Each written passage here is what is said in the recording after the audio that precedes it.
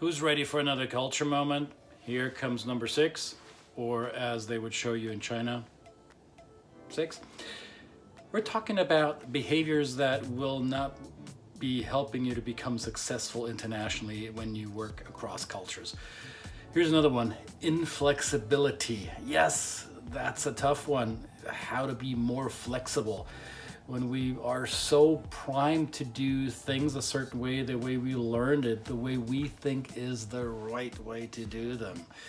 So how can we become more flexible in doing things? Because we will run into rejection when we work across cultures. There will be resistance from our environment. There will be people who won't understand the way we do things. So in order to become more resilient, which I would hope is the antidote to being inflexible, to becoming more resilient, you need to practice these behaviors. So here's a little pet peeve I have. A lot of our business is with clients who hire us to do cultural training for their expatriates, for their multinational teams. And I'm telling you, cultural training is a must-have. So if you're working globally, internationally, and you're trying to understand the cultures you're working with, you won't get around training. However, and here's the big however, training in it by itself isn't gonna fix your problem. Yes, you will learn about the differences, you will learn what types of behaviors and behavioral preferences you're going to encounter in the other culture and how to best react and act in that environment. But just by going through a training program, you won't be able to be more flexible. It won't necessarily increase your flexibility overnight or just with attending a training program.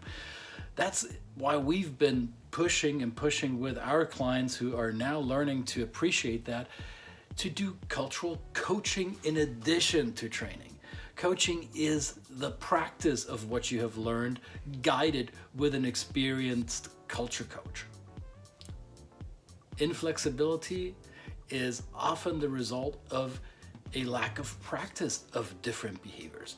It's like your muscles that you haven't flexed enough, you haven't been to the cultural gym enough.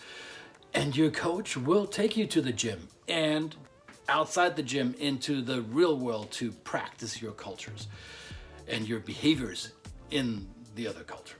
So training plus coaching will be the 2 killer apps that will do the trick. Practice and practice. You can learn the knowledge, you can memorize the do's and the don'ts, but in order to really get behind and underneath the whys that shape behavior, your flexibility may not become as good as you want it to be. Culture moment number 6.